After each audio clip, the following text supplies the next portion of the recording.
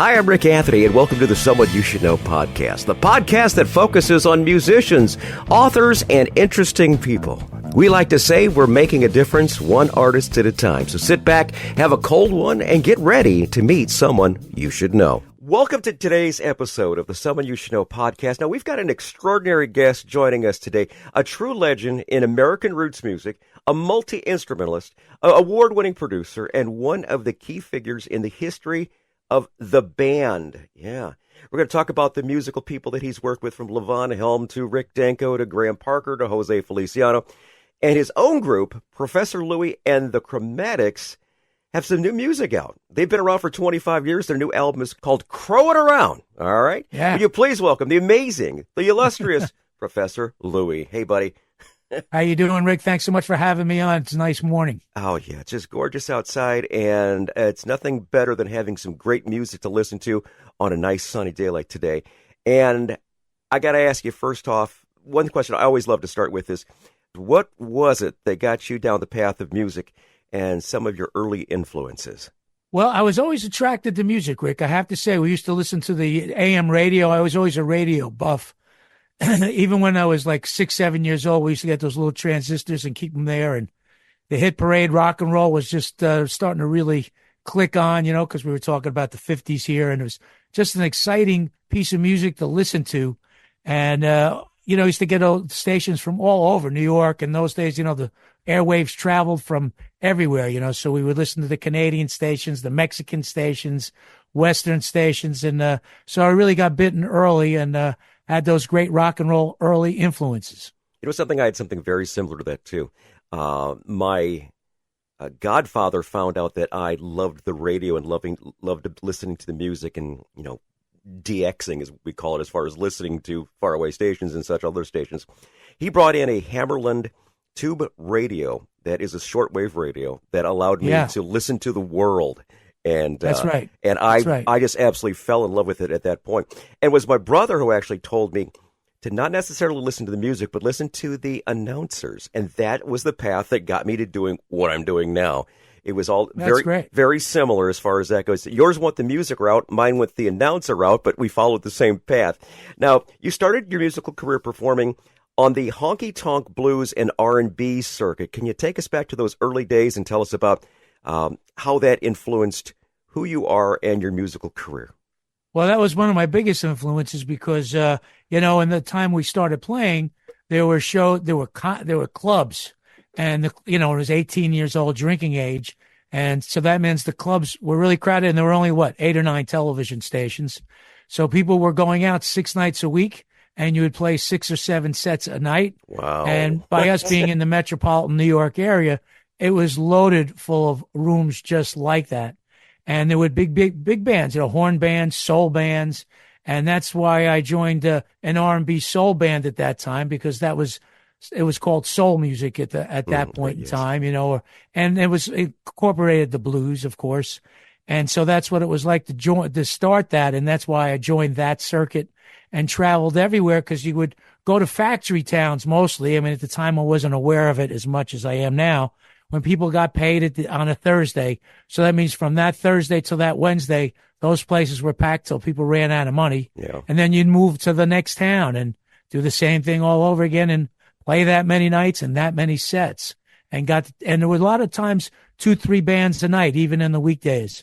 So you got friendly with a lot of musicians, because each band could have 6 or 7 people in it to imitate that sound that was on the radio with the horn sections and the great singers. Very cool. Very cool. And then you started doing gospel with the Mighty Gospel Giants of Brooklyn. Can you tell us something about that? Yeah, well, that's one of big influences in my life, because one thing I noticed, even when I was young, on Sunday nights when you would listen to the AM radio, there would be these gospel shows that would show up on the soul stations or R&B stations out of Harlem. And all of a sudden they would switch over and be gospel stations live from churches.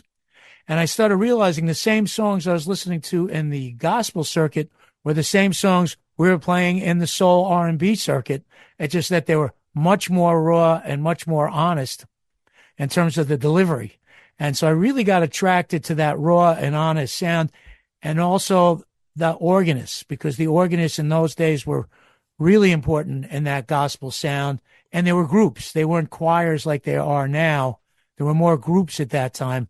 So I got interested in that sound, and I really got interested that was the basis of rock and roll. I realized it then, even when I was like 6 or 7. These are the same songs, that we're playing right now in the Midnight Hour, which was a big hit for Wilson Pickett. Then you traced him back, and next thing I know, I'm working with Mac Rice in Detroit from that original band he had, but digressing a little bit.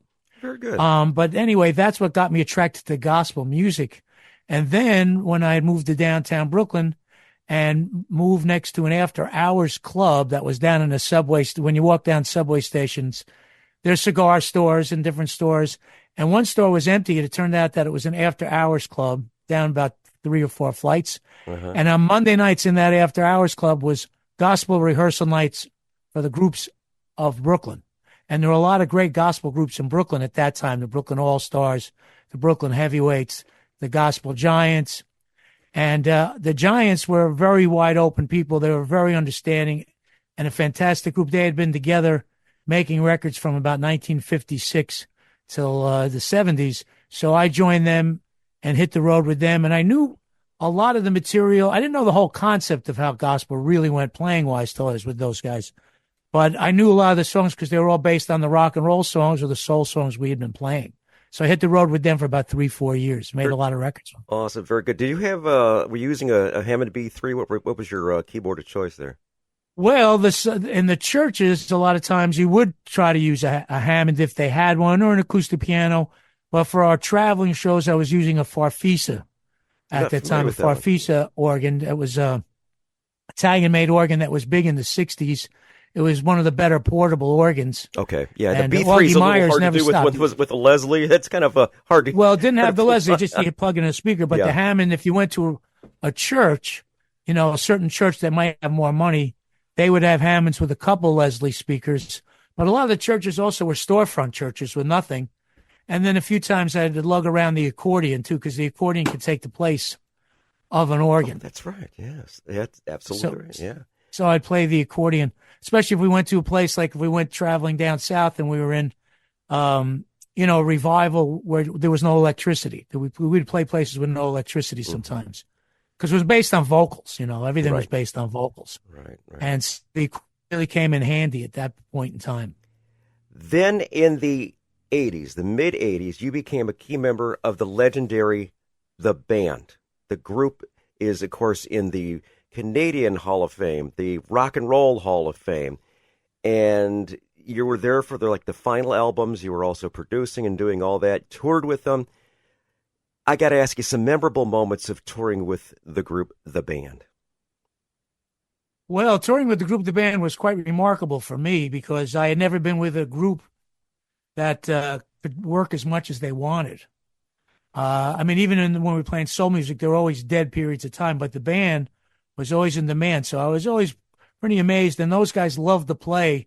And even when we didn't go out as the band, we would go out as a duo or a trio. I'd go out with Rick Danko as a duo sometimes, or Levon as a trio. But it was great. The one thing is, I rode that band bus for 17 years without hardly getting off it because I didn't want to lose my job. That was an important part. And it was just a great musical experience and great conversations. The only thing that is you had to smoke cigarettes. That was part of the rules. They were big smokers. Yeah. So, you'd have to do that. But the conversations were great. And a lot of the people that would show up on the band bus as we would travel throughout the United States, it was remarkable. Somebody like Levon was so well respected within the musician community that there wasn't anybody who didn't want to sit down and talk with him pretty much, or came back because those guys were together in the 50s. So they were playing rockabilly in the 50s. So rockabilly, Conway Twitty would get on the bus or people like that and talk about playing rockabilly and, Jerry Lee Lewis, you name it. That was quite remarkable for me to sit there and mix with those guys like that and talk. And since I was co-producing the records, they had a lot of respect for me. I just wasn't some guy just sitting there, so that was nice. I kept my distance, of course, but it was great to be an observer. I was mostly an observer and a worker. There you go. Awesome. Now, in 1985, Rick Danko gave you the nickname Professor Louie. How did that all come about? Well, that came about. Well, first of all, Rick was one of the main spark plugs of the band in terms of he really loved the whole thing and was exceptionally appreciative and was not bitter about anything. Where a lot of rock people, they can become, sort of jaded. Let's leave it at that. And Rick was not like that at all. So Rick and I, in the end of the day, after being together 15, 16 years, pretty much living together, he became one of my closest friends. And so we would go out as a duo and play throughout Canada because his uncle was a country star in Canada and Rick knew all the country songs. And so we would go play barns and dances, just the two of us, accordion, acoustic guitar. And we would go to TV shows or radio shows. And, keyboard players always get nicknames. That's part of the thing of keyboard players. Professor Longhair or Count Basie or Duke Ellington or Pine Top, you name it. The captain. Not to compare myself with those guys, but that just sort of comes with the territory. Yeah. And Louie's my middle name, and the guys in the band use their middle names. That wasn't their first names, most of them.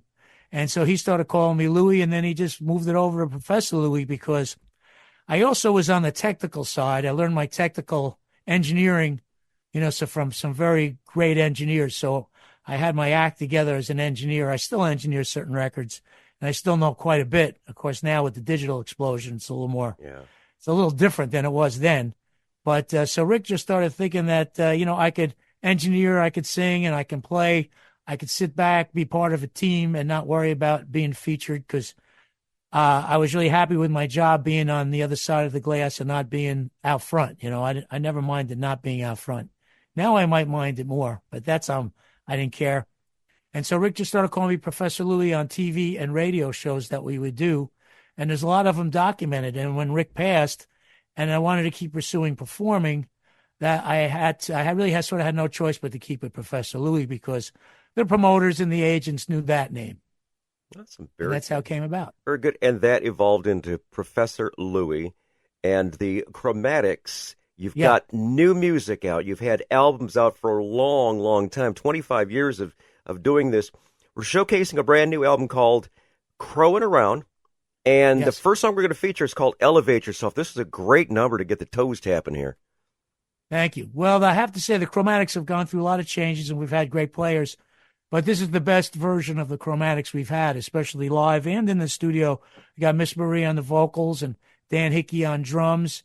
Frankie C. on bass, who's just a great bass player, singer. Todd Myhan on guitar. And then we have different horn sections we use, which we always call the Woodstock horns, depending upon what town they're from, that chapter. And then we have different road drummers who I have to mention. Eric Puente, has just been a great road drummer for us also because guys sometimes don't want to hit the road. I grew up being on the road. I started being on the road at 15. So that's part of my lifestyle. I live in hotels more than home sometimes. So, and other people are not as used to that as, I have been. So some guys, they can't leave home as long as I can, so. All right, very good. But I have to say it's a great band and I'm really proud of it and really proud of this record. What's the backstory on Elevate Yourself? Elevate Yourself was lyrics originally that we had rolling around. And, as you write a lot of songs, I think we've written over 150, 200 songs. And after a while, you can write about the love songs, which is great. We still always do. But there's a period of time where, and especially with the band who had a lot of, one of my main influences of writing, obviously, had songs of different kinds of Americana interest and different kind of helping interests. So the lyrics of Elevate Yourself are important. And in this day when people have a little more, maybe because of so much media, social media, or looking at phones and thinking everybody's doing much better than they are, because that can appear that way, people have to have a bigger self-esteem. And once in a while, I will do a little teacher. I'll get involved with kids who are trying to up and coming. They may open up for us or we may open up for them.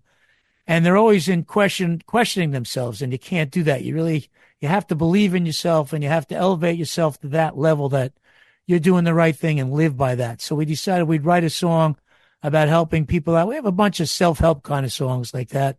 They work really well, especially when you travel to foreign countries. People like that. So that's what started with the lyrics.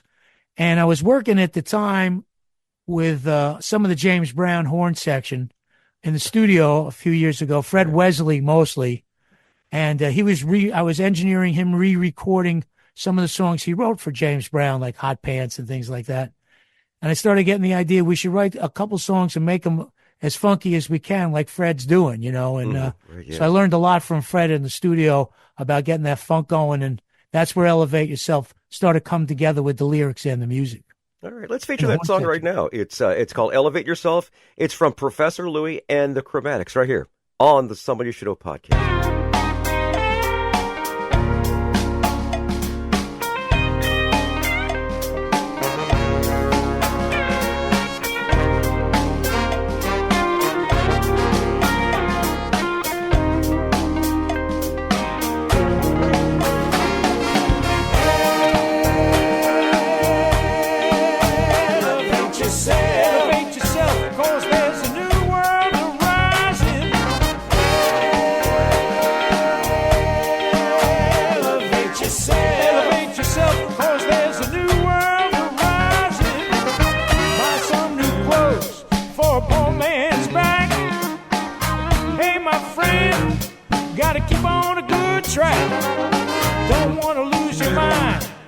Gotta do what's best. Got a Jones coming. It's a hell of a wreck. Say now.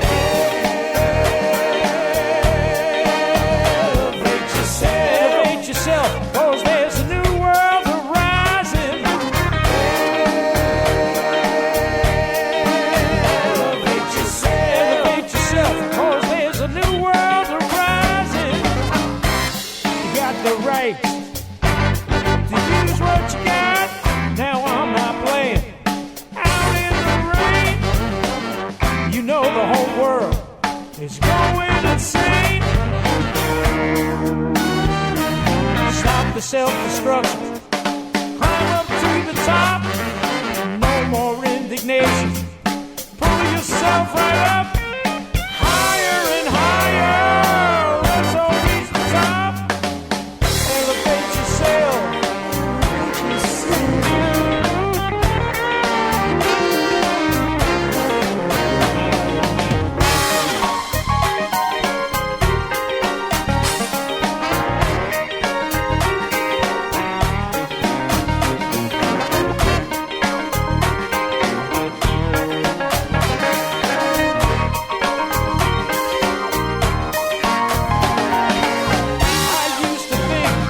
My life would never change. Thought everything would always stay the same.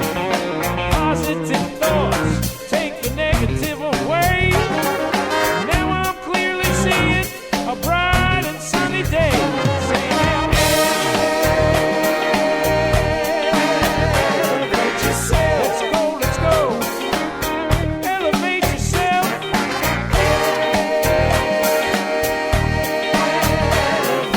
Elevate yourself. Let's not be frightened. Rise up, new world arising.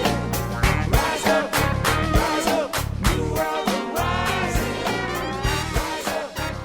New music from Professor Louie and the Crowmatix. The song is called Elevate Yourself. It's from their album called Crowin Around. We've got some more music from them in just a bit.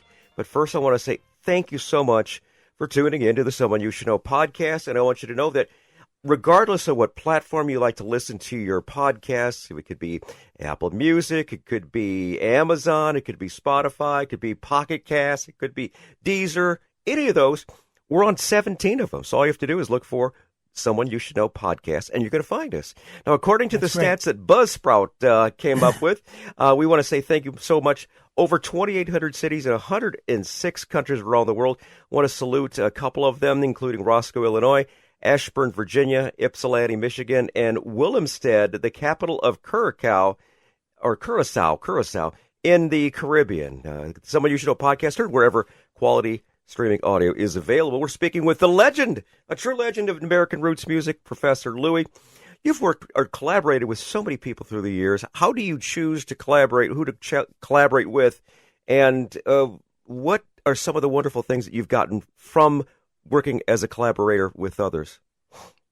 Well, I have to say, Rick, whenever I collaborate or work with anybody, you always learn something. Everybody's got a story, and it always just adds to my story or the group story. And, fortunately for me, a lot of them have sought me out from my work. And I never, even though I've worked for a lot of record labels, I never actually got hired by a record label that I could remember. It was always the artist that hired me and fought for me to be part of it when the label might want somebody else. Because sometimes they may want to get somebody that they think is going to sell more records with their names than I might. But of course, those days are a little bit over. But the groups have always fought to have me in there and be part of it because I've always listened to them. I've never walked in and say, this is the way it should go. I've always listened to them and tried whatever they wanted. That's one of the advantages of being an engineer and knowing your music at the same time, is that if they want to do something that's a little uncomfortable as an engineer, you just go through it and you don't do the comfort zone. You work a little harder and make it happen for them. And so I've always had that philosophy that the musician gets what they want, unless I think it doesn't sound good or I think there's a problem with it. I'll still get them what they want and then say, okay, here's one way maybe we can do this. And one trick is never have anybody else in the studio with you. All right. So they're not on guard. That's especially if you're working with somebody that's very well known. You just want to be one-on-one with them. And then you can say things and they're not going to, they may get a little offended, but they're going to listen, So collaborating, that's one of the secrets that I've had that people have liked. Like when I work with Graham Parker, who's one of the great writers. And a lot of times Graham Parker and I would just be one-on-one. And we could say things to each other that I know if other people aren't around, it may not be such a great idea. And he's always sought me out for the roots recordings I did and the sounds that I've gotten in the studio and how I get them. Mm-hmm. Very good. Very good. Now, Professor Louie and the Crowmatix have been around for 25 years. What keeps the band going? Other than you're obviously the catalyst behind it, but what keeps the band going for 25 years? Well, Rick, it's really quite simple. It's work. All right. Everybody wants to work. Everybody wants to try to make a living and have a decent life and be treated correctly. So what's made the Crowmatix stay together for 25 years, with different people having to leave because, personal lives and they're a little old or whatever. But that's one of the things. If I can keep everybody working and pay everybody decently and play shows that are respectful and treat them respectful and treat them correctly, people don't want to leave so fast because a lot of times that's not the case, unfortunately. And I really don't have much of an ego on stage. If somebody wants to play a solo when it's happening, go for it. I come from the Duke Ellington school where guys playing a good chorus, let them play 37 or 40 of them, so as long as the audience is digging it and it's working, I got no problem with any of that stuff. Real good, real good. And that keeps it going. More music from their latest album. Your latest album, of course, is called Crowin Around. Another toe tapper. This one's called Too Much Fun. Can you tell us about the song Too Much Fun? Well, Too Much Fun. What I decided I wanted to do on this record, every record has a different concept because that's the way I've always treated all records, whether I'm producing somebody else's group. Let the record tell some kind of story of some sort. And on this record, we did three songs of bands that I produced. We did a song by the band. We did a song by Graham Parker. Did a song by Bob Dylan, who I didn't produce Bob Dylan, but I worked with him enough. And Commander Cody, George Frayne. Oh, really? He's a great piano player who was talking about Michigan and Ypsilanti and Detroit and Ann Arbor, Michigan. I first met the Commander Cody band in, I think, 1971, and we stayed friends for all that time. Bill Kirchen, the great guitar player from the original Commander Cody. George Frayne and him wrote this song, I think with another member of the Lost Planet Airmen. I was part of the Modern Airmen, but and that song comes from that catalog. And I always enjoyed playing it with George Frayne, Commander Cody, because I played a lot of shows with him. But we took it our own way. We added a horn section, which I don't think there's any versions of that song with a horn section. It's a great song. It works live, and it's part of that rock and roll history of swing music, swing tunes, which they were into. So we decided, let's put that one on the record. We were playing it live, and of course, it always works live. How could you not like? Yeah. You can't have too much fun, Absolutely. The lyrics are very funny. Those guys are funny people. So it's nice to have that humor. So that's how that song came about. We recorded, and I really think it came out as one of the best versions ever recorded of that song. All right. Plus, I got to ask Bill Kirchen, see if he thinks so. Let's feature the song right now. Too Much Fun. This is from Professor Louie and the Crowmatix right here on the Someone You Should Know podcast.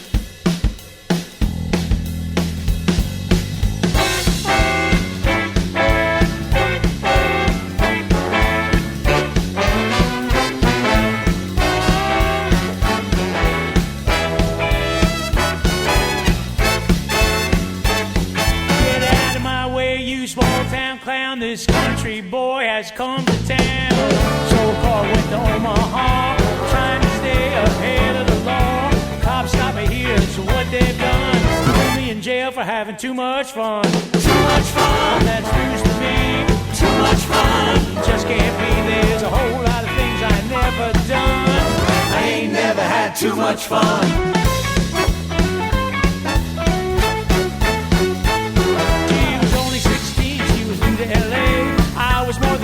Show her the way. I cruise up Sunset, back down fine. I liked hers and she liked mine. A guy stopped me in and said, look here, son, you can go to hell for having too much fun. Too much fun, that's news to me. Too much fun, just can't be. There's a whole lot of things I never done. I ain't never had too much fun.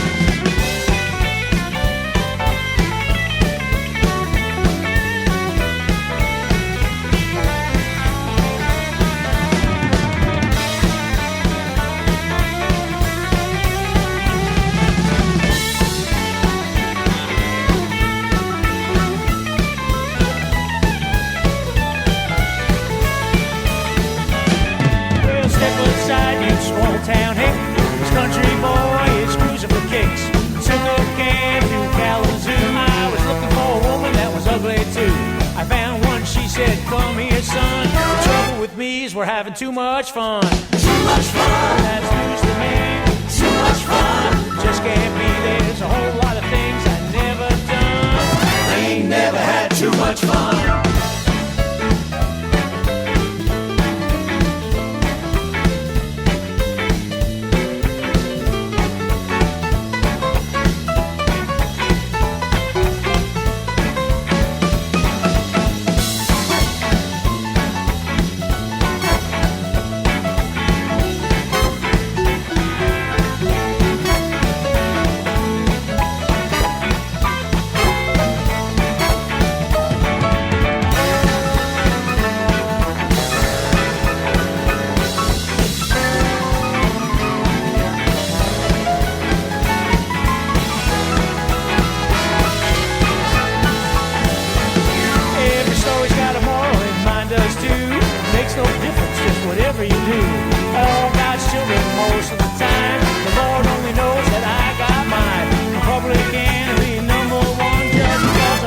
For too much fun.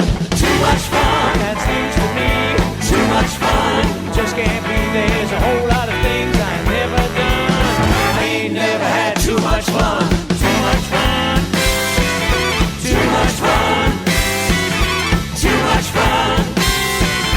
Too much fun. There's a whole lot of things I never done. I ain't never had too much fun. Too much fun. Too much fun. Too much fun. Too much fun. There's a whole lot of things I never done. I ain't never had too much fun.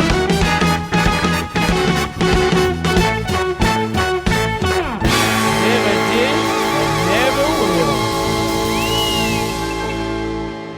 Professor Louie and the Crowmatix, that is too much fun. It's from their album called Crowin Around. It's available now. Look for it. As a matter of fact, we'll include a link to where you can listen to it. Like myself, Professor Louie is also on the radio. Woodstock Rockin' Review on WKZE-FM. You've been doing that for several years. Can you tell us what the show's all about and what we might expect if we were to tune into an episode? Well, you know, it is on the online, so people can dial it in. So that's good. It goes all over. I got a call from the owner of the station who had been playing Professor Louie and the Crowmatix a lot since he bought the station maybe 10 years ago. and the DJs were really friendly with me. Somebody quit on his Saturday night show that goes on from 5 to 7, and he was really in a I don't know what happened. It's none of my business. But I need somebody just to do a couple quick shows for him to fill in. And he called me and wanted to know if I knew anybody, because in the Woodstock area, which is where we live, there probably isn't anybody that we don't know. Of course, now new people have moved in, but at that time, 6-7 years ago. And I said, well, I'd do that as long as I could tape it in my studio and send it to you, and you guys put it together. I don't want to sell ads. I don't want anything. I just will add music from the Woodstock people that I've recorded.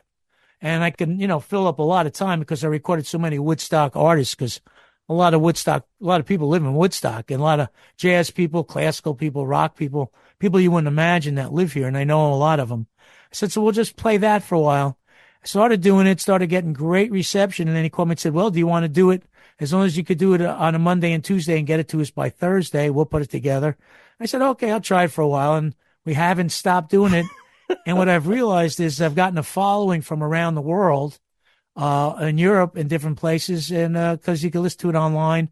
And we also have it archived on our ProfessorLouie.com site, so people can go back and listen. Now I play all kinds of music. It's just not people from Woodstock, but I always relate it to music that influenced people in Woodstock. Last week I did the Honkers, Shatters and Honkers special for 2 hours. Had Lee Allen and great sax players. And then there's great sax players in our area, and related some of them in the show. So the show now is much more diverse musically than just only Woodstock musicians. So it's been great to do. And for me, as a music guy that listens, first of all, a lot of great performers that I like were DJs. Willie Nelson always had a show, and B.B. King had a show. A lot of people had radio shows forever. So I think it's because you get a chance to sit back and listen to a lot of music. Yeah, that's for sure. There's a lot of people ask me, what are some of your favorite songs? Oh, come on now. It'd be kind of hard for me. There's a lot of them. There are some I prefer over others that would wind up getting a little additional love from when I happen to see it on the playlist. But that is, it's so nice to see you do that. And what it'll do is we'll include a link to the Woodstock Rockin' Review and also your website. Let's hit the socials right now. You got your website. Are you on Facebook, social, the other socials? Oh, too? yeah, we got the whole thing. Yeah. I'd have to look it up because it gets overwhelming, right? But no, we got Instagram, Professor Louie, on Facebook. We got our website, ProfessorLouie.com. You got, now it's X, right? Yeah. Got the Twitter, YouTube channel. I think luckily I have people helping me with all this stuff, because I'd be, not that I'd be totally lost, but I'd be a little bit lost. Yeah. So luckily there's a few great people that are fans that help me, and a few people that we got to have sort of on the payroll to help us out, make it work, because it's just too much. It's too much work. It's overwhelming, especially we're playing. A lot of times we could be playing 3-4 shows a week. And once we get into that mode, I really try to stay just to the music and make sure the show these days, years ago you'd pay $5-6 to get in the door or be free to get in. Now people have to pay, and I try to keep it between $30 and $50 a ticket, no more than that. And so if people are paying that kind of money, I really want to make sure we put a good show on for them, because we sort of come from another world where if you're doing that, that's important to me. So I really concentrate on the music and making sure they get a show that they can't get anywhere else. Absolutely, absolutely. Now, here's another facet, another jewel in your crown here. You're also have worked on the Tony Award-winning play Pearly Victorious, recorded music for that. How did that come about? Because you're going another portion of the music realm. Well, again, it always comes down to staying in the recording studio. Years ago, my second manager once said to me, the trick to this whole business is stay in the recording studio. And I always have, even if I'm playing live, I go back to it. So I produced a record and I've been on a lot of his records, an artist called Guy Davis. Not Buddy Guy, but Guy Davis, who is an expert at the history of the blues acoustic music. His parents were Ozzie Davis and Ruby Dee. Why? And Ozzie Davis wrote a play in the 60s called Pearly Victorious that was shown on Broadway, existed starring Godfrey Daniels and Ozzie and Ruby. And I got friendly with them, and Guy and I have stayed friends, and I think I've played on 7 or 8 of his records. right when I was producing his last record, maybe 2 years ago, called Sugar Belly. And Guy is a very fine musician and a very fine person. It's the royalty of that world. He said to me, I got a call that Leslie Odom Jr., who starred in Hamilton, wants to recreate my father's play, Pearly Victorious. It's been done a few times on Broadway, and they've asked me to do some music for it. One time the play wasn't had singing and songs in it, but Ozzy's version did not. Said, so they just want some incidental music. And I looked at Guy, incidental music, what does that mean? I have no, But anyway, I thought maybe that's music in the lobby. I'm not sure what the hell it means. It takes place, during civil rights times, and they wanted a banjo, accordion, and different things. But there was one scene in there where they get married, and they really wanted the Hammond organ, and they wanted authentic Hammond organ gospel music. I mean, why they couldn't find somebody in New York that could do it? I could have given them plenty of names, but so Guy came to me and said, "Let's me and you do the music, and we'll submit it and see if it works." Well, they liked it so much once we submitted it, and we recorded it in the studio and wrote it together in the studio. Of course, Guy, as the credit, it's his father, so we got to go along with that. And they liked it so much that they actually incorporated it into the play. Oh. And when we went to see the play, I was shocked. They had it really loud, and their cues were based on our music. And the play ran and was really successful. Yeah, it was amazing. I figured it'd be playing in the lobby. That was my thought of it. And when the Hammond organ came in, they all fell on the floor and they blasted it. And I'm playing the bass pedal, so the bass players were rumbling the theater. It was like a 3,000 seat theater. I was quite shocked, and the play sold out for like 10 or 11 months. It was a short run. It wasn't going to run more than, because it wasn't a musical. Usually comedies and musicals run longer. But one of the actresses that played Ruby Dee's part won the Tony Award for Best Supporting Actress. So we got, a Tony Award for the play that we did originally, the incidental music, which became the cues of the play. So that was a proud moment to go down there and watch it all happening and go backstage and meet the cast and them thanking me for the music. And it's like, wow, okay, this just started off as a simple project. We were just going to do some pieces of music, and Guy played the banjo, and I played, some accordion with the banjo, and he played some harp, and Guy Davis did a great job. Very good. Very good. Yeah. I love musicals, and I think if I ever get a chance to see that, I'm definitely going to look for it. Pearly Victorious is the name. Pearly Victorious. Well, it's online. I mean, the original version is online, and then the second version, which was also a hit in 1970, I think it might have starred Melba Moore. Somebody wrote, a famous songwriter wrote songs for it, and that's the more musical. This one is more the dramatic part of it. It's sort of a comedy, tongue-in-cheek drama, but the music that we have is in there, yeah. Awesome, very good. This next feature is my personal favorite. This is called Tales from the Road. This is those infamous road stories where things did not go as well. You've toured for umpteen years, ever since you were a little boy. I got to ask you, in all your years of touring and all your years of being in the studio and such, what might be your tales from the road? Well, I got some really good tales. I mean, it's amazing. I mean, I can only go for my personal playing. Because we're sworn to secrecy. You know that, right? You gotta be. What happens on the road stays on the road. Yeah, you got. It wouldn't be fair. Because things can get really cruel when you're not home for months and months, and you're out there year after year. Things get a little wayward. But I have to say, one of my greatest musical experience on the road was and the gospel circuit. Even though the rock and roll circuit had a lot of glamour and you stayed in the best hotels and things like that, but the gospel circuit was definitely something that people never saw and never really hear that much about. And a lot of times the budgets aren't there, and sometimes you would sleep like five guys in a bed. You'd be so exhausted. So you really have to be on good terms with everybody.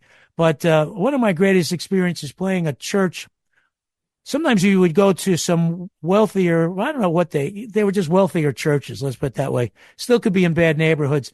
And some of these gospel shows would start at 7 a.m. and go till 11 at night. Oh, my Lord. Yeah, they would go on and on and on. Different groups would show up. And being the Hammond organist, if I was up on the pulpit, because a lot of groups didn't travel with keyboard players, and if the groups liked me, they'd ask me to stay up there. So you would just stay up there sometimes 10, 15 hours playing, Oh, my Lord. which was wild. And one of my greatest experiences of that was I worked with a group called the Highway QCs. The Highway QCs was Sam Cooke's original gospel group. Oh, really? I didn't know that. Before the Soul, they were like the farm team of the Soul Stirrers. And the Soul Stirrers was Sam Cooke's main act. That was it. They were one of the greatest. But the Highway QCs, the thing that they knew the most, and the thing they were known for, each gospel group is known for a specialty situation in that world, was high falsetto singing in harmony. And they had the family was Crune. That was the guitar player and the singers. They were all, originally a lot of them were family acts, so that's why it was a nice place to be, because a lot of it was family. But in that falsetto singing, I was playing the Hammond, and I realized that if I just draw the drawbars out, just the high ones, I could be like another voice within them, and added the harmonies to them. And one of the guys came up to me and said, "Boy, you can cut that with a butter knife." And I figured this is probably the best compliment I'll ever get as a keyboard player with an a cappella group that's world renowned in that world, So that was a great road experience for me, and being with those guys and then traveling to the next show. And I was also with a woman by the name of Dorothy Love Coates. I found this interesting. And, it was definitely a macho world at that time, And, but the thing is, she was so great that even the Blind Boys of Mississippi or Alabama, whichever version you're with, they would always be the headliners. They always have headliners. But when she would come out to sing and play, none of them would be the headliners. She had to be the biggest headliner. And one time she asked me to play with her. And she was just, Dorothy Love Coates. It was amazing to watch her and back her up and be part of that world. That experience could never be duplicated. For all the great soul singers I worked with, and I worked with a lot of them, that was definitely a highlight, So those are musical road stories. I can stay out of stories like that. That's great. That's great. Yeah, I stay out of the other stories. Although one time with the band, this was a good one, because it's a nice, honest story. Garth Hudson, who was never a hanger-outer, he's one of the greatest accordion keyboard players ever in history. And I could vouch for it because I got the tapes that back it up. He could play like any great ragtime piano player, and he could also play like any great classical accordionist. And if you listen to the band records, you realize that was one of the main secrets of the band.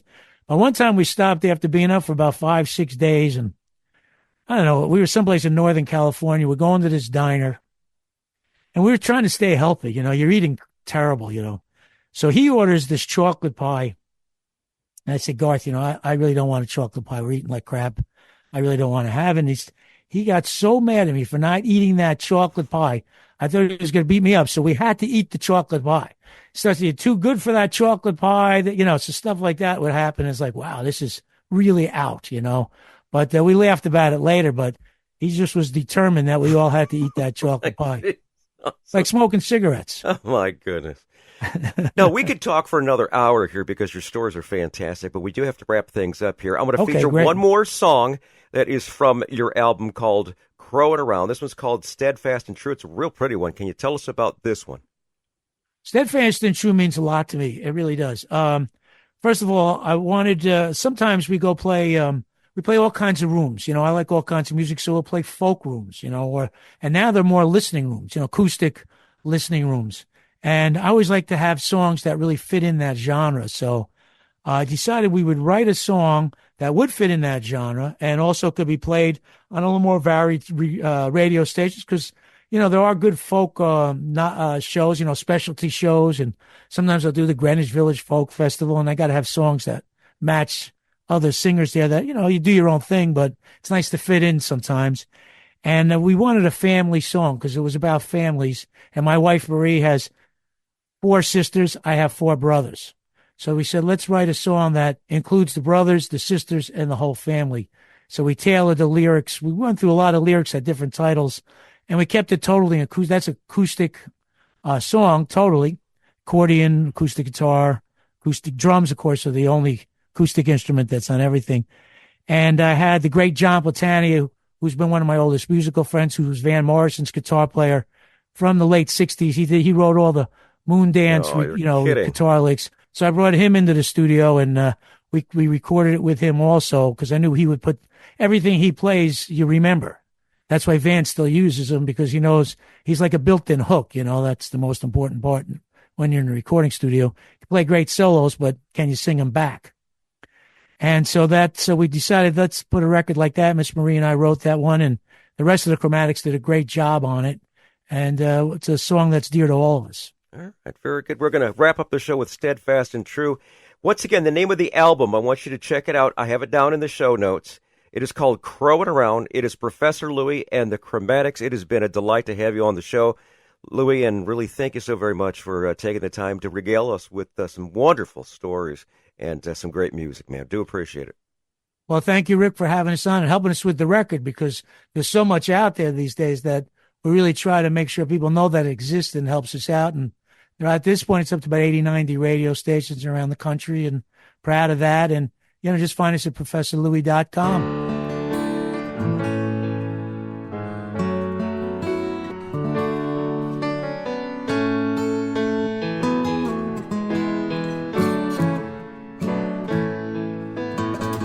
Hello on Friday. Hello on Wednesday. Call on Monday. That's what a brother might do. Hello on your birthday. Hello on your anniversary. Call me on Flag Day. That's what a brother might do. When we can't be together, 'cause sometimes it's hard. Always good to hear from a friend or a family miles apart. And when you call me, I think that's fine. That's what a brother might do anytime. Hello in the morning. Hello, hear me calling. Let's have some coffee. That's what a sister might do. Hello, how's it going? Hello, what's your story? Let's get together now. That's what sisters might do. We can't be together, and sometimes it's hard. Always good to hear from a friend or family miles apart. And when you call me, I think that's fine. That's what a sister might do anytime. We're all brothers, all sisters too. Let's stand together, steadfast and true.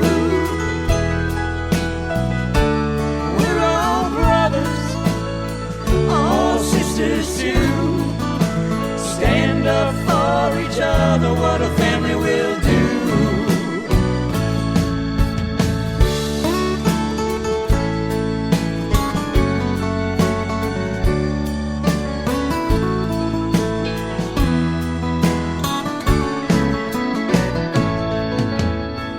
Hello on a bad day.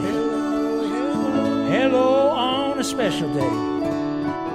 You always remember to call. That's what a brother might do. Hello in the good times. Hello in the bad times. She remembers to call me. That's what a sister might do. We're all brothers, all sisters too. Let's stand together, steadfast and true. We're all brothers, all sisters too. Stand up for each other, what a family will do. We're all brothers, all sisters too. Let's stand together, steadfast and true.